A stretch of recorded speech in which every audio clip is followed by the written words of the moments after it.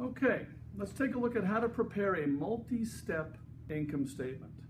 I've put on the board all the accounts we're going to need in random order, and you're going to need to know how to put together the multi-step income statement in a very specific sequence.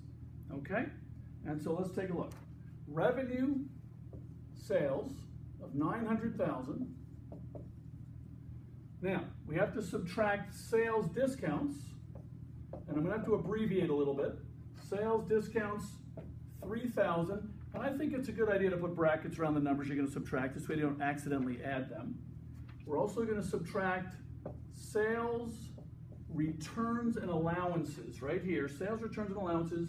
I'm going to abbreviate R&A, 12,000. And this is going to give us net sales. Net sales will equal $885,000. Then we're going to subtract cost of goods sold, which remember, cost of goods sold, or CGS, is an expense, $525,000. And this will give us gross profit, sometimes called gross margin, of $360,000. Now we have to subtract our operating expenses, which are broken into two broad categories: selling expense and administrative expense, sometimes called selling, general, and administrative, or SG&A. I'm just going to call it selling and administrative. Okay, so selling expense, $35,000, and admin expense, or administrative expense, of $28,000. And this is going to give us operating income, or income from operations, of $297,000. This is the main part of our business. This is kind of why we exist. But there's other activity which we have to account for, and so we put it below operating income, sometimes called non-operating activity or incidental activity. In this case, we have some rent revenue.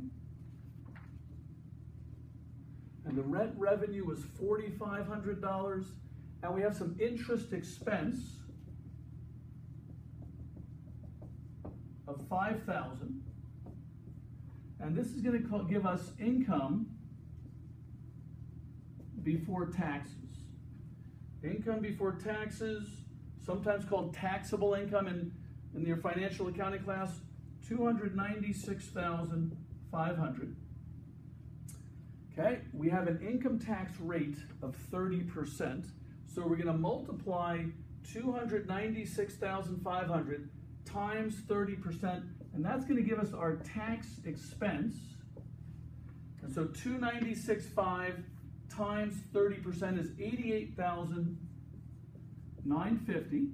That's the tax we have to pay, federal tax, and this will give us net income of $207,550. I'm going to double underscore it to show that that's the last figure in the multi-step income statement. Very simple.